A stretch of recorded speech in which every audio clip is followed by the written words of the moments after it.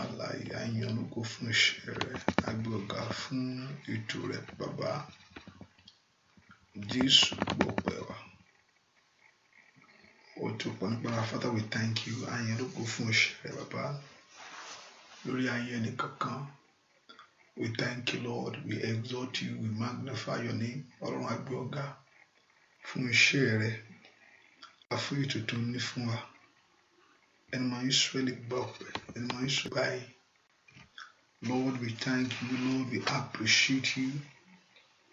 We give you praise for everything. We thank you, Lord, for your word. We thank you, Lord, for your grace. We thank you, Lord, for your spirit. We thank you, Lord, for everything concerning us. Ọlọ́run a yìn ọ́ fún gbogbo. Jésù gbọpẹ́, Olúwa gbà yín. Ó tún pọ̀ nígbà tí agbára gbọpẹ́, Olúwa gbà yín. Olúwa gbọpẹ́, Olúwa gbà yín.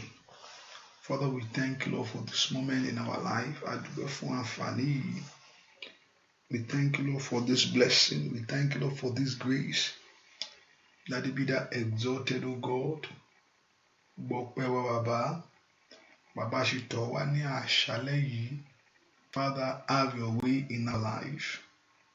Yìn ààrẹ lógo, gbéra ààrẹ ga.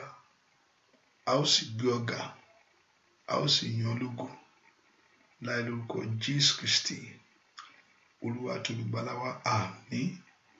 Ọlọ́run jẹ́ ká bẹ̀rẹ̀ sí dúpẹ́ Ọlọ́run fún oore ọ̀fẹ́ tó fún wa. Fún àánú Ọlọ́run lórí ayé wa sẹ́. Fún ètò rẹ̀ lórí ayé wa. I want us to begin to exalt him, magnify the Lord. Right now for what the Lord is doing. Let's begin to thank him for the grace of God that we have received from him. Jẹ́ ká dúpẹ́ fún oore ọ̀fẹ́ tá a rí gbà lọ́wọ́ Ọlọ́run. I want us to begin to appreciate Jehovah God for everything concerning us, concerning your life. Nípa ayé rẹ, nípa ayé ọmọ rẹ gbogbo. Thank him for the life that you have through him. Jẹ́ ká dúpẹ́ fún ìwòsàn tá a ní, ìṣẹ́gun tá a ní nínú rẹ̀ sẹ́. Olúwa ṣeun fún tó ń ṣe. Ẹni ọmọ Ísírẹ́lì a gbé ọ ga yìn ọ́ lógo. Torí pé o jẹ́ Ọlọ́run fún wa. We thank you that you are Lord, you are King. We thank you, Lord, that you are Jehovah God. We thank you, Lord, for the grace. A yìn ọ́ lógo fún ògo ìwọ Ọlọ́run. A yìn ọ́ lógo fún ìwọ ẹwà ìwọ Ọlọ́run. Ẹni ọmọ Ísírẹ́lì gbà ọpẹ́, ẹni ọmọ Ísírẹ́lì gbà yìn. Let's lift our voice and give that praise to him. Ẹ jẹ́ ká dúpẹ́ lọ́wọ́ Ọlọ́run yìí. Fún ohun tí Ọlọ́run ń ṣe lọ́wọ́lọ́wọ́ nínú ayé wa. Thank him for what God is doing concerning you.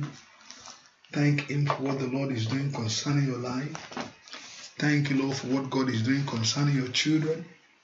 Let's give that praise to him. Let's give that honor to him. Let's give that glory to him. Let's give that praise to the Lord. Let's give that adoration to the King. Let's say to him, Lord, we thank you, Lord, we appreciate you. Lord, we honor you, Lord, we appreciate you, Jehovah God. Olúwa dúpẹ́ fún tó ń ṣe. We thank you, Lord, for your love. We thank you, Lord, for everything. We thank you, Lord, Jehovah God. We thank you, Lord, for your spirit. Our life.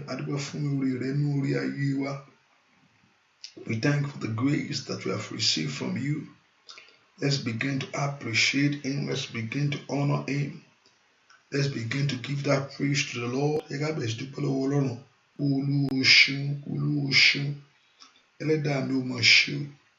Ọlọ́run mi mo yàn ọ́, mo gbé ọ ga fún orí ńlá rẹ lórí ayé mi. We thank you, Lord. We thank you, Lord. We appreciate you, God. We honor you, Lord. We give that praise to you, Jehovah God. We thank you, Lord. We thank you. We appreciate you. We lift our voice in praise to you. We thank you, Lord. Let's begin to appreciate him right now. Let's begin to appreciate him for what the Lord is doing.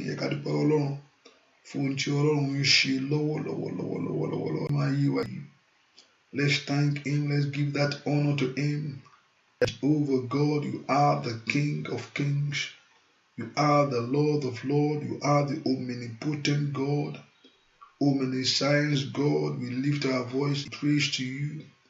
Jehovah God, we say thank you to you, God. We say thank you to you, Jehovah God. We say thank you, all God. Ẹ ká bẹ̀rẹ̀ sí dúpẹ́ lọ́wọ́ Ọlọ́run. Ọlọ́run Ísírẹ́lì ò ṣe o. Ẹlẹ́dàá mi ò ṣe wọ́n tó pọ̀ ní pàtàgbára. Jesus, we thank you. Jesus, we appreciate you. Jesus, we honor you. Jesus, we lift our voice in praise to you. Ọlọ́run a yìn fún oore gbogbo. Ọlọ́run a yìn fún oore gbogbo. We thank you, Lord. We worship you. We give you praise. We exalt you. We magnify for what you, God, is doing. For what you, God, is doing in our life. Let's give that honor to the one that is worthy. Ẹ ká fi ọpẹ́ fún ẹni tó ní gbogbo ọpẹ́ yìí o. Ẹ ká fi ìyìn fún ẹni tó ní gbogbo ìyìn yìí. Gbogbo ògo fún ẹni tó ní gbogbo ògo yìí. Gbogbo ọlá fún ẹni tó ní gbogbo ọlá yìí. Thank him for the life. Thank you for the everything concerning you. Thank you, Lord. Dúpẹ́ lọ́wọ́ Ọlọ́run fún ètò tó ní. Thank him. Thank him. Let's appreciate him. Let's give that honor to him. Let's give that glory to him. Let's give that adoration to the Lord. Let's bless the King. Let's bless Jehovah God. Let's give that honor to Almighty God. Ẹ ká dúpẹ́ lọ́wọ́ Ọlọ́run fún oore tí Ọlọ́run ń ṣe lọ́wọ́lọ́wọ́.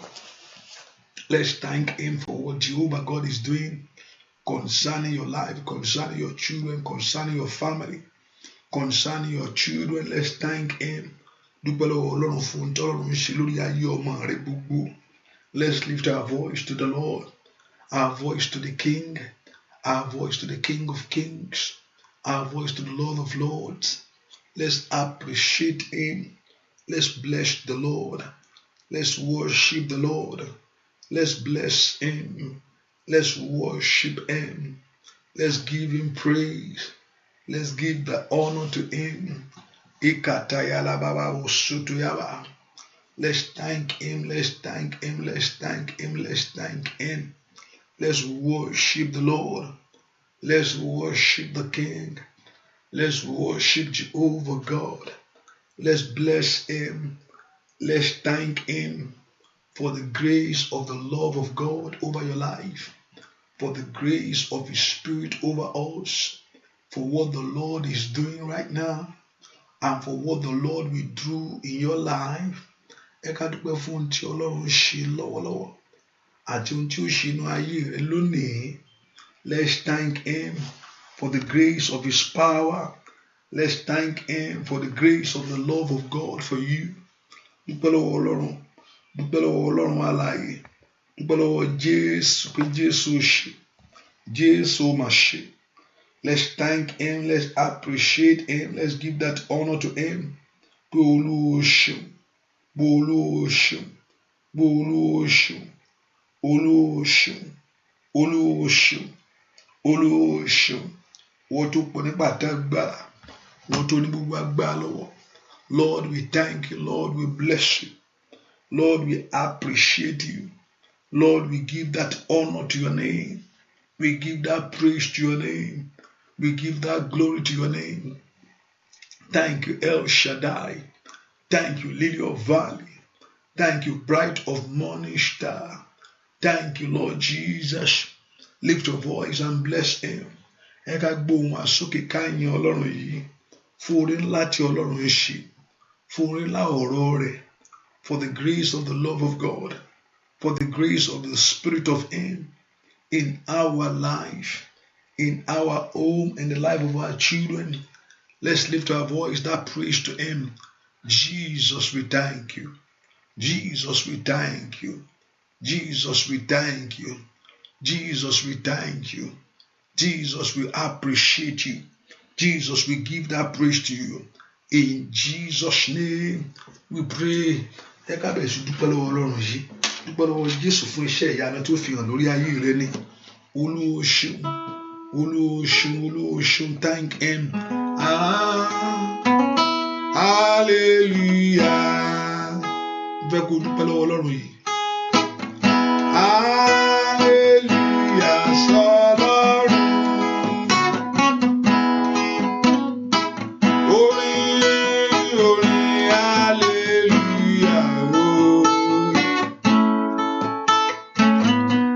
Orin hallelujah. Celebrate me.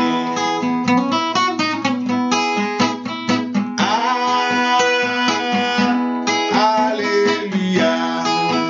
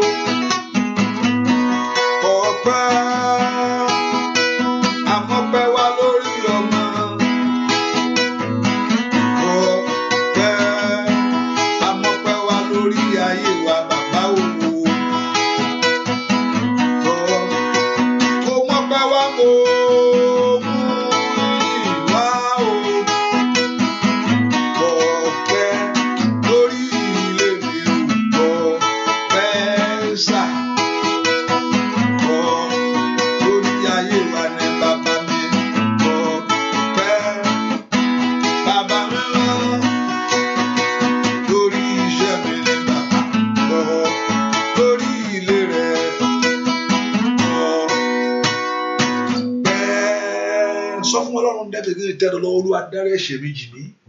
Gbogbo tó ń jẹ́ kí ìyanu mi ṣẹlẹ̀. Whatever thing that tí ò jẹ́ kí àdúrà mi gbà. Ẹ ká sọ fún Ọlọ́run gbogbo tó ń jẹ́ kó gbóhùn mi Ọlọ́run. Olúwa dáríjì. I want to begin to lift your voice before the Lord. Whatever thing that will not allow the glory of God to manifest in our life. Gbogbo tó ń jẹ́ ká rí ìyanu nínú àdúrà yìí. Ẹ ká sọ fún Ọlọ́run Olúwa dáríjì. Gbogbo ẹ̀ṣẹ̀ gbogbo whatever sin that may be. Ẹ̀ṣẹ̀ tó bá lè jẹ́ ohunkóhun tí ò ń jẹ́ kí ògo Olúwa farahàn lórí ayé wa. Ẹ ká sọ fún Ọlọ́run Ọlọ́run dáríjì. Tó bá gbé ẹ̀ṣẹ̀ olùfisùn ní èyí tó ń fẹjọ́ rẹ sùn, èyí tó ń fẹjọ́ mi sùn, èyí tó ń fẹjọ́ ọmọ sùn, èyí tí ò fẹ́ kí ògo Ọlọ́run farahàn. Ẹ ká sọ fún Ọlọ́run Ọlọ́run dárí àṣírí èmi jì mí. Father, forgive me all my sin. Gbogbo ẹ̀ṣẹ̀ mi gbogbo. Èyí tí ò jẹ́ kí n rí ìyanu Ọlọ́run, whatever sin that will not allow God's glory, that will not allow God's power, èyí tí ò jẹ́ kí ògo Ọlọ́run bú jáde lórí ayé wa lónìí. Ẹ ká pe Jésù, Olúwa dáríjì. Gbogbo àṣírí mi, Olúwa dáríjì. Begin to ask the Lord to forgive all unrighteousness, all the iniquity before the Lord. Ẹ ká sọ fún Ọlọ́run, Ọlọ́run dáríjì. Orúkọ Jésù dáadáa, Olúwa dáríjì mi. Gbogbo ẹ̀ṣẹ̀ tó ń jẹ́ kí n rí ìyanu ògo ìwọ Ọlọ́run yìí. Whatever sin that will not allow the presence of God, that will not allow the move of God, that will not allow the touch of God. Èyí tí ò jẹ́ kí ọlá Ọlọ́run farahàn. Èyí tí ò jẹ́ kí ògo Ọlọ́run bú jáde. Ẹ pe orúkọ Jésù dáadáa bí tẹ́ wá sẹ́. Olúwa gbogbo ẹ̀ṣẹ̀ mi gbogbo. Èyí tí ò jẹ́ kí n rí ọlá ìwọ Ọlọ́run. Whatever sin that may be, that will not allow the presence of God, that will not allow the move of God in my life, that will not allow the touch of God. Èyí tí ò ní jẹ́ kí n fi ìfọwọ́kàn ìwọ Ọlọ́run. Ẹ ká sọ fún Ọlọ́run, Olúwa dáríjì. Gbogbo àṣírí èmi, Olúwa dáríjì. Ask the Lord to forgive those sins. Ask the Lord to wash away those sins. Gbogbo ẹ̀ṣẹ̀ náà, Olúwa dáríjì. Ẹ sọ fún Ọlọ́run alààyè, Olúwa dárí ẹ̀ṣẹ̀ mi jì mí. Olúwa dárí ẹ̀ṣẹ̀ mi jì mí. Ask the Lord to forgive those sins. Ọlọ́run dáríjì mi sẹ́. Gbogbo ẹ̀ṣẹ̀ mi. Èyí tí ò jẹ́ kí n rí ọlá ìwọ Jésù. Gbogbo ẹ̀ṣẹ̀ mi. That will not allow God's presence. That will not allow God's glory in your life. In the name of Jesus. Ẹ sọ fún Ọlọ́run alààyè. Olúwa dáríjì. Olúwa dáríjì. Olúwa dáríjì. Ẹ̀jẹ̀ rẹ̀ kó wọ ẹ̀ṣẹ̀ mi. Ikalabababo sutuyaba. Ẹ̀jẹ̀ rẹ̀ kó wọ ẹ̀ṣẹ̀ mi. That the blood of Jesus wash away all our sin. That blood of Jesus wash away all my iniquity. Ẹ̀jẹ̀ Jésù kó wẹ gbogbo àbàwọ́n, gbogbo ẹ̀ṣẹ̀ mi gbogbo. Èyí tí ò jẹ́ kí n rí ọlá ìwọ Ọlọ́run. That will not allow me to experience God's power. That will not allow me to experience God's glory. Èyí tí ò jẹ́ kí n rí ìyanu ọ̀rọ̀ rẹ̀. Ní orúkọ Jésù. Ask the Lord to forgive those sins. Olúwa dárí gbogbo ẹ̀ṣẹ̀ náà jì mí. Ẹ pe orúkọ Jésù. Ẹ̀jẹ̀ Jésù wẹ gbogbo àbàwọ́n mi. Wash away my iniquity. Ọ̀rọ̀ rẹ̀ kó gbénú ọkàn mi. Ẹ pe orúkọ Jésù. Ọ̀rọ̀ Ọlọ́run kó gbénú ọkàn mi. Ask the Lord that the word of God to come upon you right now. Ọ̀rọ̀ Ọlọ́run kó gbénú ọkàn mi. Let the word of God come upon you right now. Ọ̀rọ̀ Ọlọ́run kó gbénú ọkàn rẹ láti sí lọ. Kí ọ̀rọ̀ Ọlọ́run kó wá gbénú ayé rẹ. Ẹ pe Jésù dára. Olúwa jẹ́ kí ọ̀rọ̀ rẹ gbénú ọkàn mi. Ní orúkọ Jésù. Ọ̀rọ̀ rẹ kó gbénú ọkàn mi. Ask the word of God to come upon you right now. Kí ọ̀rọ̀ Ọlọ́run kó wá gbénú ọkàn wa láti sí lọ. Somebody pray that the word of God to come to fill your heart. Ẹ pe orúkọ Jésù. Kí ọ̀rọ̀ Ọlọ́run kó wá gbénú ọkàn wa. Ẹ sọ fún Ọlọ́run. Olúwa jẹ́ kí ọ̀rọ̀ rẹ gbénú ọkàn mi. Ọ̀rọ̀ rẹ kó wá jọba nínú ayé mi. Ẹ pe orúkọ Jésù. Gbọ́ àdúà lórúkọ Jésù Kristi. Olúwa wa ní kíákíá pọ̀ mọ́. I'm not going to take much of our time. Remember, I'm coming back by 12:30 again. Mi nígbà wà lákòókò àtọ̀.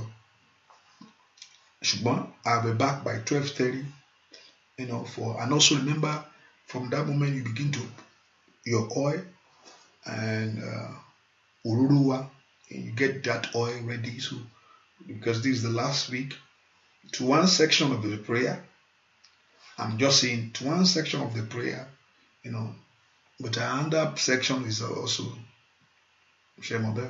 I'm just letting you know that okay, 21 side the can here. Big when the pastor it don't saw you. Let's see. Hallelujah. Hallelujah. Ẹ porúkọ Jésù. Ọlọ́run mo tọ̀ wá jẹ́ ráàánú rẹ gbà. ẹ pe orúkọ Jésù dáadáa. Olúwa jẹ́ n rí àánú rẹ gbà. Olúwa jẹ́ kí n rí àánú rẹ gbà. Olúwa jẹ́ kí n rí àánú rẹ gbà. Olúwa jẹ́ kí n rí àánú rẹ gbà. Àánú Ọlọ́run tọ̀ ayé mi wá. Àánú Ọlọ́run wá ayé mi rí. Nínú àdúrà yìí ẹ sọ fún Ọlọ́run alààyè. Àánú Ọlọ́run tọ̀ ayé mi wá. Àánú Ọlọ́run wá ayé mi rí. Ọlọ́run ńlá ló gbàdúrà. Orúkọ Jésù. Orúkọ Jésù. Nínú àdúrà yìí, let the mercy of God locate me. Let the mercy of God find me. Ẹ pe orúkọ Jésù dáadáa. Àánú Ọlọ́run wá ayé mi rí. Àánú Ọlọ́run wá ayé mi rí. Béèrè fún àánú yẹn. Nínú àdúrà yìí, Olúwa jẹ́ kí n rí àánú rẹ gbà. In this prayer, oh God, let your mercy locate me. Ní orúkọ Jésù. In this prayer, oh God, let your mercy locate me. In this prayer, oh God, let your mercy locate me. In this prayer, oh God, let your mercy locate me. In the name of Jesus. Nínú àdúrà yìí bàbá. Ìkàyà bàbá. Àánú ẹ kó ṣògo lórí mi. Àánú ẹ kó wáyé mi rí. Somebody pray that prayer. That the mercy of God to locate you. Ní orúkọ Jésù. Àánú Ọlọ́run wá mi rí sẹ́. Nínú àdúrà yìí. Àánú Ọlọ́run wá ayé mi rí. Pray that the mercy of God to locate you. Ẹ orúkọ Jésù yẹn dáadáa. Ní orúkọ Jésù Ọlọ́run alààyè. That the mercy of God to locate me. Àánú Ọlọ́run wá mi rí nínú àdúrà yìí. Àmọ́ Ọlọ́run ńlá ló gbàdúrà sẹ́. Àánú Ọlọ́run wá ayé mi rí. That the mercy of God to locate me. In this prayer, oh God. In the name of Jesus. In this prayer, oh God. Nínú àdúrà yìí. Ní orúkọ Jésù. Àánú Ọlọ́run wá ayé mi rí. Somebody pray that prayer. That in this prayer. That the mercy of God to locate you. Àánú Ọlọ́run kó wá ayé mi rí. Olúwa ṣàánú fún ẹ̀bẹ̀ mi. In the name of Jesus. Have mercy upon my request. Have mercy upon my life. Mo lọ́run porúkọ Jésù dáadáa. The Lord God of heaven to have mercy upon your request. The Lord God of heaven to have mercy upon your life. Ní orúkọ Jésù. Olúwa ṣàánú fún ẹ̀bẹ̀ mi. The Lord Jehovah God to have mercy upon your request. Olúwa ṣàánú fún ayé mi. Have mercy upon my life. Pray that prayer. The Lord should have mercy over your request, over your prayers. In the name of Jesus. Porúkọ Jésù dáadáa. Olúwa ṣàánú fún mi. Olúwa ṣàánú fún mi. Olúwa ṣàánú fún mi. Lórí ẹ̀bẹ̀ mi sẹ́. Olúwa ṣàánú fún mi. Ní orúkọ Jésù. Olúwa ṣàánú fún mi. Lórí ẹ̀bẹ̀ mi sẹ́. Ní orúkọ Jésù. Olúwa ṣàánú fún mi. Láti kàlímà ùṣàtẹ̀. Bòkótó límà káyàbá. Ẹ pe orúkọ Jésù. Pé kí Ọlọ́run kó ṣàánú fún wa. Lórí ẹ̀bẹ̀ rẹ sẹ́. Ní orúkọ Jésù. Olúwa ṣàánú fún ayé mi. Ọlọ́run ńlá ló gbàdúrà. Ní orúkọ Jésù. Olúwa ṣàánú fún mi. Olúwa ṣàánú fún mi. Olúwa ṣàánú fún mi. Olúwa ṣàánú fún mi. Olúwa ṣàánú fún mi. Olúwa ṣàánú fún mi. Ní orúkọ Jésù. Have mercy upon me in this prayer. In Jesus' name we pray. Orúkọ Jésù. Nínú àdúrà yìí, jẹ́ kí ìkólọ mi padà wá. In this prayer, let all my possession return back to me. Ẹ pe orúkọ Jésù. Olúwa, nínú àdúrà yìí, I want to show that as from that is at this moment, ìkólọ mi kó padà wá. I want your possession to return back to you. Olúwa, nínú àdúrà yìí, ìkólọ ayé mi kó padà wá. Ọlọ́run ńlá ló gbàdúrà. Orúkọ Jésù. Orúkọ ńlá Jésù. Ọba tó pọ̀ nípa tágbára. Nínú àdúrà yìí, Olúwa jẹ́ kí ìkólọ mi padà wá. Somebody pray that prayer. Ọlọ́run tó pọ̀ nípa tágbára. Jẹ́ kí ìkólọ ayé mi padà wá. Sọ fún Ọlọ́run. Ọlọ́run mi o, ìkólọ mi padà wá. Ọlọ́run ńlá ló gbàdúrà bẹ́ẹ̀. Kí ìkólọ ayé rẹ padà wá. All what the enemy have robbed your life. Ohun tó ti jà mí lólè ẹ̀. Ohun tó ti jà mí lólè ẹ̀. Ohun tí ẹ̀ṣẹ̀ ti jà mí lólè ẹ̀. Ohun tó gun lé ti jà mí lólè ẹ̀. Ní orúkọ Jésù. Ohun tó gun ọ̀tá ti jà mí lólè ẹ̀. Kó padà wá. Ìkólọ ayé mi padà wá. Somebody pray that prayer. The Lord should return your possession back to you. Olúwa, nínú àdúrà yìí, ìkólọ mi padà wá. Ní orúkọ Jésù. Ìkólọ mi tí ayé ti gbé lọ mọ́ mi lọ́wọ́. Ní orúkọ Jésù. Ìkólọ mi tí ọ̀tá ti jágbà. Ọlọ́run ńlá ló gbàdúrà. Nínú àdúrà yìí, Olúwa Ọlọ́run alààyè, jẹ́ kí ìkólọ mi padà wá. Sọ fún Ọlọ́run bẹ́ẹ̀. Ọlọ́run alààyè, nínú àdúrà yìí bàbá, jẹ́ kí ìkólọ mi padà wá. Can you pray that prayer? Ìjẹ́ o lè gbàdúrà yẹn sẹ́. Ní orúkọ Jésù. Ọba tó pọ̀ nípa àti agbára. Nínú àdúrà yìí ni ìkólọ ayé mi padà wá ní orúkọ Jésù. Ìkólọ ayé àwọn ọmọ mi padà wá. Ẹ sọ fún Ọlọ́run bẹ́ẹ̀. Olúwa dá ìkólọ ayé mi padà wá. Nínú àdúrà yìí, dá padà, dá padà, dá padà, dá padà, dá padà, dá padà, dá padà, dá padà, dá padà. Ní orúkọ Jésù, ìkólọ mi gbogbo ní orúkọ Jésù kó padà wá. Ẹ sọ fún Ọlọ́run bẹ́ẹ̀. Ìkólọ mi gbogbo ní orúkọ Jésù kó padà wá. Ìkólọ mi gbogbo ní orúkọ Jésù kó padà wá.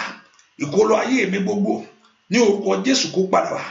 Ìkólọ ayé àwọn ọmọ mi gbogbo ní orúkọ Jésù kó padà wá. Ask the Lord to restore your possession back to you, to restore your job back to you. Olúwa dá ìkólọ mi padà. Ìkólọ ayé mi padà wá ní orúkọ Jésù kó padà wá. Olúwa dá ìkólọ mi padà. Olúwa dá ìkólọ mi padà. Olúwa dá ìkólọ mi padà. Olúwa dá ìkólọ mi padà. Olúwa dá ìkólọ mi padà. Ẹ pọ orúkọ Jésù dáadáa. Olúwa dá ìkólọ mi padà. Ìkólọ ayé mi padà wá ní orúkọ Jésù. Father, restore my glory back to me. Restore my joy back to me. Ìkólọ ayé àwọn ọmọ mi kó padà wá ní orúkọ Jésù. Gbogbo ìkólọ mi táyé ti gbà lọ. All what that is yours. All ohun tó yẹ kó ti jẹ́ tiẹ̀ ní orúkọ yìí táyé gbẹ́sẹ̀ lé nínú àdúrà yìí. Èyí tí mo tọ̀ Ọlọ́run mi wá ní orúkọ Jésù. Èyí tí mo ké pè ọ́ bàbá ní nanama mo sàtẹ́bà. Èyí tí àwọn èèyàn yìí wojú ìwọ Ọlọ́run. Jẹ́ kí ìkólọ kó padà wá. Olúwa Ọlọ́run alààyè. Ìkólọ kó padà wá. Gbogbo ìkólọ gbogbo. Olúwa dá padà. Gbogbo ìkólọ gbogbo. Olúwa dá padà. Gbogbo ìkólọ gbogbo. Olúwa dá padà. Gbogbo ìkólọ gbogbo. Olúwa dá padà. Gbogbo ìkólọ gbogbo. Olúwa dá padà. Ẹ pọ orúkọ Jésù. Gbogbo ìkólọ gbogbo kó padà wá. Gbogbo ìkólọ gbogbo kó padà wá. Ní orúkọ Jésù. Olúwa dá gbogbo ìkólọ gbogbo padà wá. Ẹ sọ fún Ọlọ́run alààyè. Gbogbo ìkólọ gbogbo. Olúwa dá padà. Ask the Lord to restore your possession back to you in the name of Jesus. Gbogbo ìkólọ tó jẹ́ kó jẹ́ tèmi. Gbogbo tó yẹ kí ayé mi ti gbà. Gbogbo tó yẹ kó ti tèmi lọ́wọ́. Gbogbo tó yẹ kó ti ní orúkọ Jésù. All things that are supposed to be yours. All things that you're supposed to have by now in the name of Jesus. Olúwa dá padà nínú àdúrà ìgbẹ̀tọ́ mi fún mi. In Jesus' name we pray. Gbogbo alágbá tó ló ti o. The Bible says in Psalm 71 verse 13, it says, let them be confounded and consumed. The adversary to my soul. Elénìní ọ̀tá fún ayé mi. There are some people out there. The adversary to our soul. All what they want is our life to remain in one circle. All what want our life is to remain in that sickness. But I want you to lift your voice before the Lord.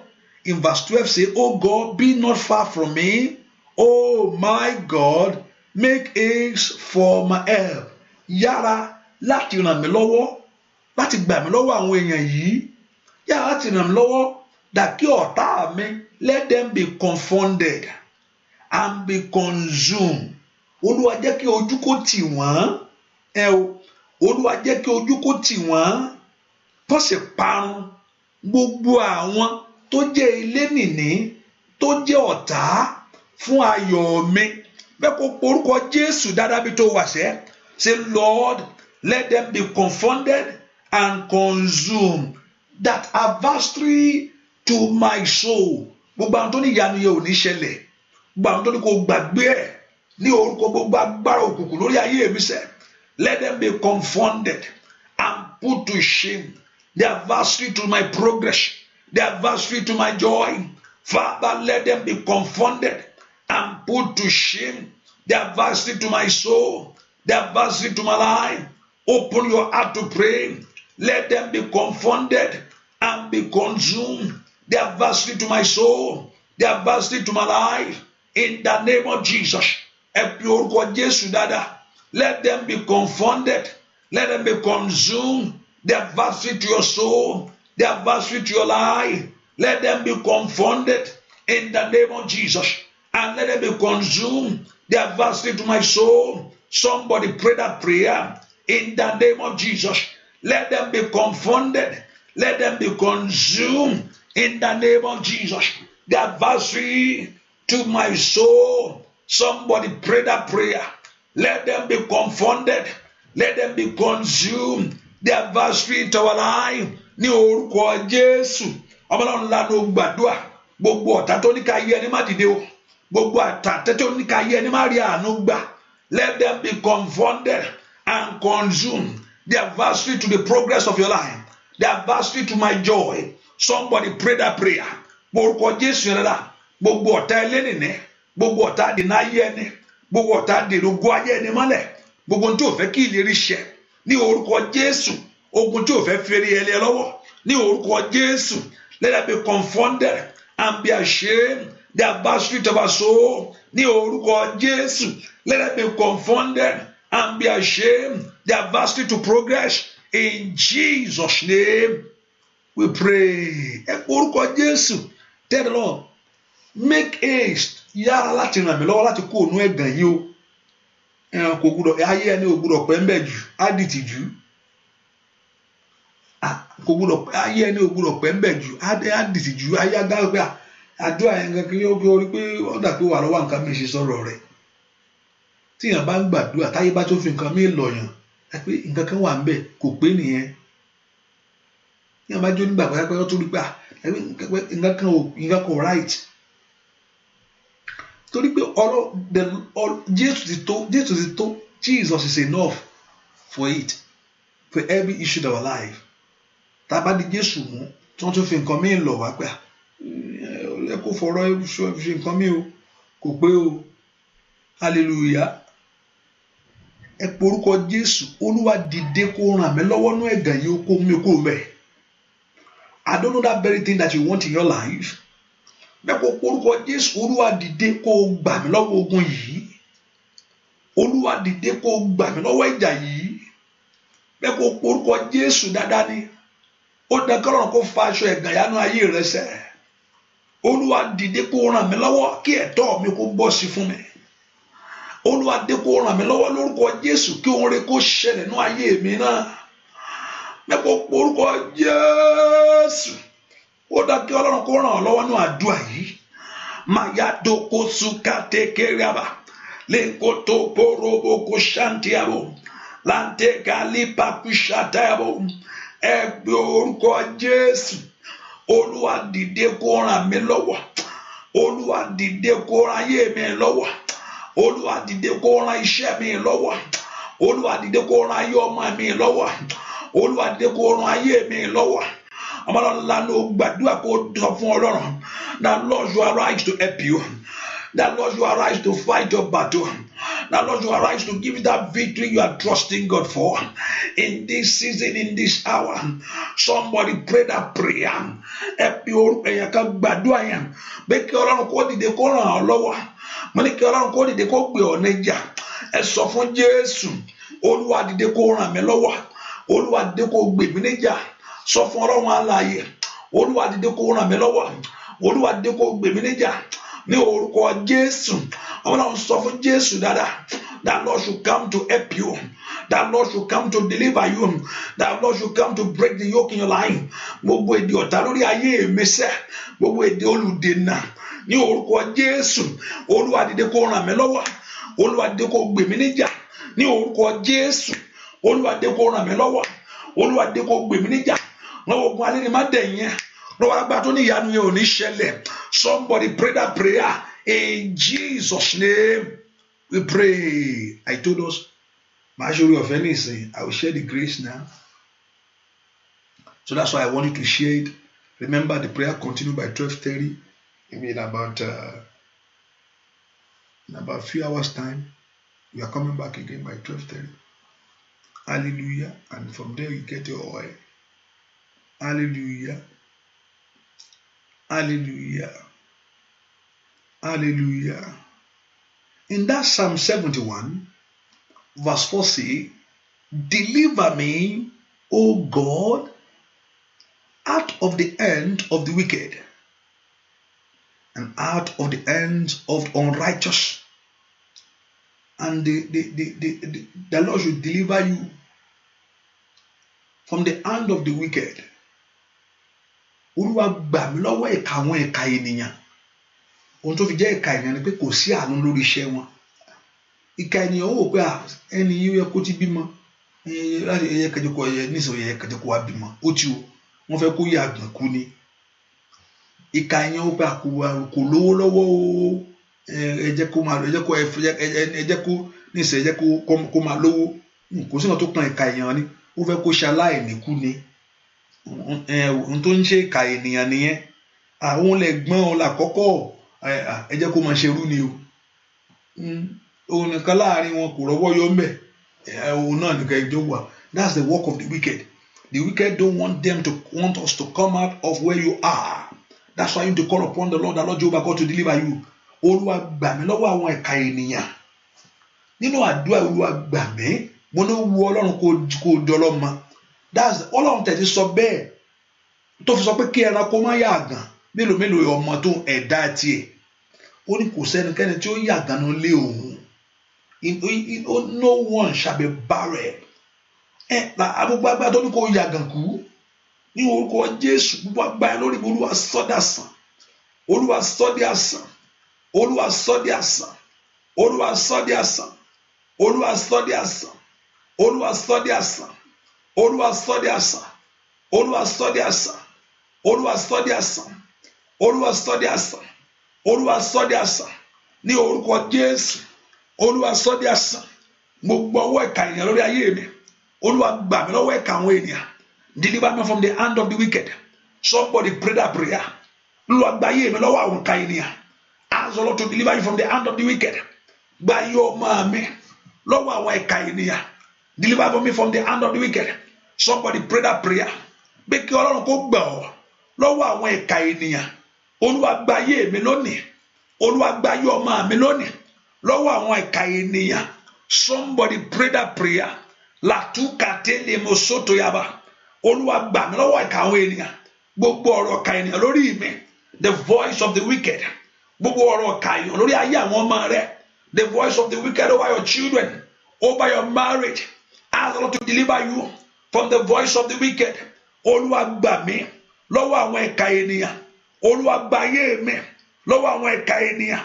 Olúwa gbà iṣẹ́ mi lọ́wọ́ àwọn ìkà ènìyàn. In the name of Jesus, pray that prayer. Gbàdúrà yẹn. Gbàdúrà yẹn. Tell the Lord to deliver you from the hand of the wicked. From the hand of the wicked. Father, let my life be delivered. Ayé mi kó gba ìtúsílẹ̀ yẹn. In Jesus' name, we pray. Let's pray that all my expectation in this year, gbogbo èrò ìgbà mi nínú ọdún yìí, Olúwa jẹ́ kó wá sí ìmúṣẹ fún mi. Let all my expectation for good, gbogbo èròǹgbà mi fún oore nínú ọdún yìí, Olúwa jẹ́ kó wá sí ìmúṣẹ fún ayé mi. Ẹ kó porúkọ Jésù, Ọlọ́run alààyè, èròǹgbà mi nínú ọdún yìí, Olúwa jẹ́ kó wá sí ìmúṣẹ. Èròǹgbà mi lórí ayé àwọn ọmọ mi nínú ọdún yìí, Olúwa jẹ́ kó wá sí ìmúṣẹ. Ọlọ́run ńlá ló gbàdúrà orúkọ Jésù, ọba tó pọ̀ nípa tágbára, ọba tó ń lu agbára wọ̀. Let all my thoughts in this year come to pass. Èròǹgbà mi láti tẹ̀síwájú o, èròǹgbà mi láti ṣe rere. Ẹ̀yin ogun ọ̀run ẹ fún mi ṣe.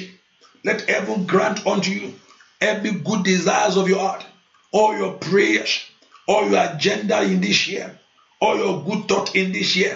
That heaven to hearken unto your voice. Èròǹgbà mi nínú ọdún yìí kó wá sí ìmúṣẹ. Lord, let all my desire this year come to pass, O God. No deny, no delay upon every request of my life. No deny, no delay upon every request of my home. No deny, no delay upon every request of my life. Ẹ pe orúkọ Jésù, Olúwa Ọlọ́run alààyè, èròǹgbà mi nínú ọdún yìí ní orúkọ Jésù nínú ayé àwọn ọmọ mi. Ọmọ Ọlọ́run pe orúkọ Jésù, èròǹgbà mi lórí iṣẹ́ mi. That your good thought over this in this year, láti ṣe láti tẹ̀síwájú. Ohun tó lérò fún ọdún yìí, ohun tó lérò fún ara rẹ, ohun tó lérò fún ayé ọmọ rẹ, ọ̀run kó fi àyè gbà á. In the name of Jesus, let heaven open those doors. Ọ̀run kó ṣí sílẹ̀, ọ̀run yẹn kó ṣí sílẹ̀. Wá gba ìdíwọ́, wá gba tí ń di ayé mi lọ́nà. Ẹ gbọ́ ọ̀rọ̀ Olúwa, ẹ gbiná sọnù. Lákàdàgàbàgàdàbà, lè ń toró mo kó tó lè mo kó sókó tó lè mọ̀, lè ń tẹ̀rí mo kó sóńtó lè má kàtàbà. Gbogbo agbá tí ń di ayé mi lọ́nà ní orúkọ Jésù, gbogbo agbára tí ń de iṣẹ́ mi lọ́nà ní orúkọ Jésù, gbogbo agbára tí ń fọ ògo ayé mi sẹ́yìn ní orúkọ Jésù, wọ agbára náà wọlẹ̀, ẹ pe orúkọ Jésù, wọ agbára náà lánàá lónìí, gbogbo agbára tí ń di ògo mi lọ́wọ́, ètí ń di ìlérí Ọlọ́run lọ́wọ́ ní ayé mi, ẹ pe orúkọ Jésù, wọ agbára náà di asán lónìí. Let the power be consumed by fire, by fire, by fire. Èròǹgbà mi náà ọdún yìí láti ṣe rere, láti lọ́mọ, láti lọ́kọ, láti níṣẹ́, láti donílé, láti dé bẹ́ẹ̀ ni ó yá ní orúkọ Jésù, láti rìn àrìn yìí ní orúkọ Jésù, láti sàn ó yá gbogbo èròǹgbà mi. In Jesus name we pray. Ẹ pé orúkọ bó ṣe tó Olúwa, fi ara rẹ ayé mi bẹ́ẹ̀. Olúwa bó ṣe tó fi hàn fún mi nínú ọdún yìí. Ó pera rẹ̀ ní Ọlọ́run sọ pé kò sóhun tóun ò lè ṣe. Irin òwúrọ̀ tó wá jẹ́ ayé wa níyà mọ́. Olúwa bó ṣe tó ṣe bẹ́ẹ̀ lórí ayé mi. Olúwa bó ṣe tó ṣe bẹ́ẹ̀ nú ilé mi.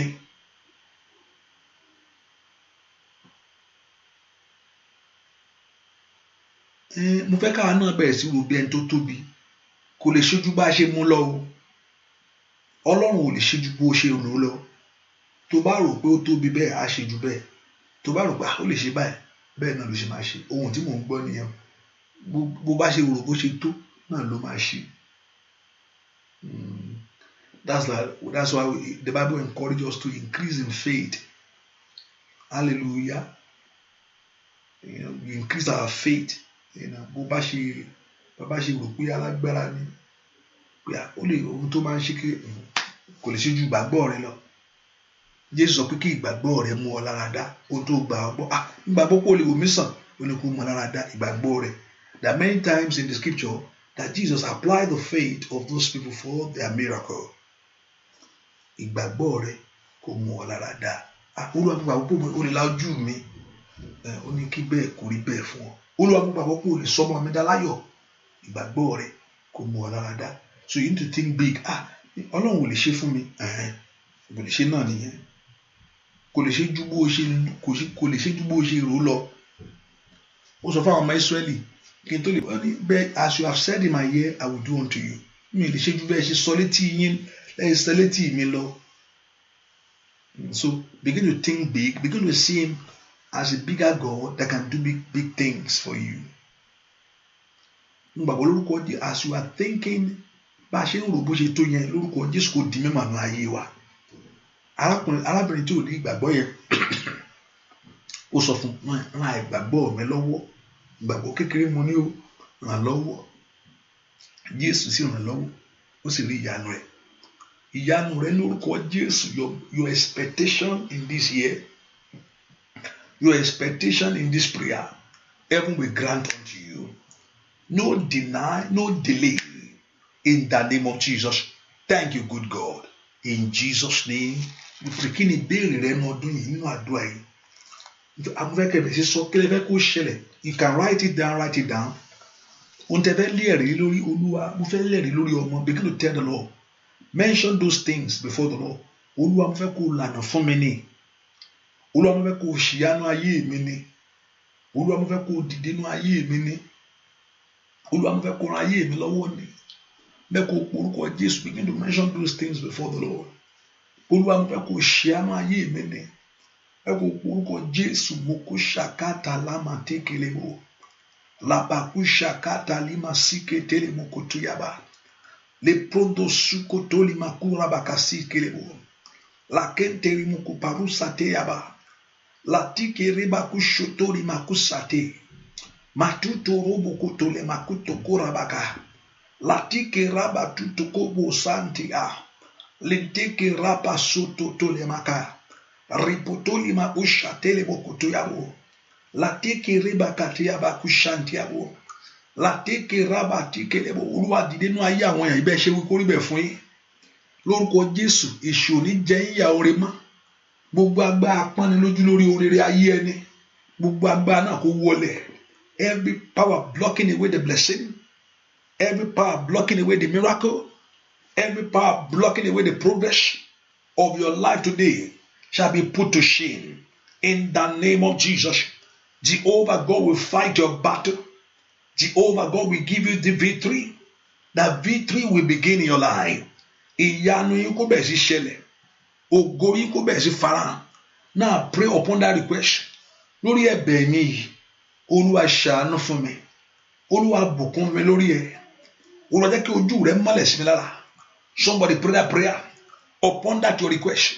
Olúwa ṣàánú fún mi. Olúwa bùkún mi. Olúwa jẹ́ kí ojú rẹ̀ mọ́lẹ̀ sí mi lára. Pray that prayer. Olúwa ṣàánú fún mi lórí ọmọ. Olúwa bùkún mi. Ojú ìwọ Ọlọ́run kó mọ́lẹ̀ sí mi lára. Gbàdúrà yẹn k'Ọlọ́run kó ṣàánú fún ọ. Gbàdúrà k'Ọlọ́run kó ṣàánú fún ọ. Gbàdúrà yẹn k'Ọlọ́run kó ṣàánú fún ọ. Gbàdúrà f'Ọlọ́run kó ṣàánú fún ọ. Rapato to ikatayabo. Rapato telema kashekeyabo. Lekereba kushakayaba. Rapatu kelemo kotayabo. Olúwa ṣàánú fún mi. Olúwa bùkún mi. Olúwa jẹ́ kí ojú rẹ̀ mọ́lẹ̀ sí mi lára. Ojú Ọlọ́run kó mọ́lẹ̀ sí lára ní ọdún yìí o. Ojú Ọlọ́run kó mọ́lẹ̀ sí ayé yín lára. Ojú Ọlọ́run kó mọ́lẹ̀ sí iṣẹ́ yín lára. Ojú Ọlọ́run kó mọ́lẹ̀ sí ọ̀nà yín lára. Olúwa kó ṣàánú fún yín. Mo ní kí Olúwa kó bùkún yín. Ojú ẹ̀ kó mọ́lẹ̀ sí yín lára. Mo ní kí Olúwa kó ṣàánú fún yín. Mo ní kí Olúwa kó bùkún yín. Olúwa jẹ́ kí ojú rẹ̀ kó mọ́lẹ̀ sí yín lára. In the name of Jesus. Àánú kó dájú. Oore ọ̀fẹ́ kó pọ̀ sí. Àánú kó dájú. Oore ọ̀fẹ́ kó pọ̀ sí. Àánú kó dájú. Oore ọ̀fẹ́ kó pọ̀ sí. Àánú kó dájú. Oore ọ̀fẹ́ kó pọ̀ sí. Bẹ́ẹ̀ ṣe gbèrè kó rí bẹ́ẹ̀. Ojú ò ní tì yín. Ojú àdó ò ní tì yín. Ní orúkọ Jésù. In place of prayer, you will not be put to shame. In place of prayer, you will not be disgraced. In place of prayer, devil will locate you. In the name of Jesus. In place of prayer, your desire shall be granted. No deny. Ní orúkọ Jésù. No more denying. In the name of Jesus. No more holding back. As you seek the face of the Lord will respond. Olúwa yóò dáhùn kankan. As you call upon the Lord will do it. The Lord will surprise you. The Lord will crown every effort of your life. So shall it be. Thank our good God. Thank our good God. Àdúrà yín kó gbà. Olúwa kó ṣàánú fún yín. Bẹ́ẹ̀ ni ó sì rí. Láì lórúkọ Jésù Kristi. Olúwa wa àmín, àmín, àmín lórúkọ Jésù. Father, we cover that water by the blood of Jesus. We ask through that water, let there be healing. Gbogbo àwọn tó ń gbàdúrà fún ìwòsàn ní àgọ́ ara. Father, heal them, O God. Every sickness in the body disappear. Ẹ gba ìwòsàn. Olúwa kó wò yín sàn lọ́wọ́ àìsàn gbogbo. He said, by stripe that you are healed. Receive the healing of God and let your testimony be permanent. Go in this blessing and return with a great testimony. In Jesus' name we pray. Amen. Amen. Amen. In Jesus' name. Hallelujah. I've told you that I'm not going to take much of our time. But remember, by 12:30 again, at midnight, we're going to lift our voice and get the oil. We'll start praying upon the oil. By God's grace, begin to declare over your life. And I know the Lord your God will answer us in the name of Jesus. Àdúrà yín gbà ẹ́ nígbàgbà náà àdúrà. Olúwa àti bá ọ sọ̀rọ̀ jórí bẹ́ẹ̀ o. Jẹ́ kí ìyanu yìí ṣẹlẹ̀. Ta la tún fẹ́ sọ fún tá a bá sọ fún ọ. Ta la tún fẹ́ béèrè lọ́wọ́ rẹ̀ tá a bá béèrè. Ìgbà tá a bá béèrè tá a sọ fún ìwọ Ọlọ́run. Our expectation is to receive. Let us receive and let our life be full of testimony. In this prayer, grant every desires of our heart. A fi gbogbo ògo fún ìwọ Jésù. Láì lórúkọ Jésù Kristi. Olúwa tó olùgbàlà wa. Àmín, àmín, àmín lórúkọ Jésù. Hallelujah. Hallelujah. Oore ọ̀fẹ́ Jésù kó bá yín gbé o. Kí ẹ̀rí ńlá kó jáde. In Jesus' name we pray. Amen. Amen. God bless you. Thank you for being here. See you in the morning by 12:30 Eastern Time. God bless you. Bye.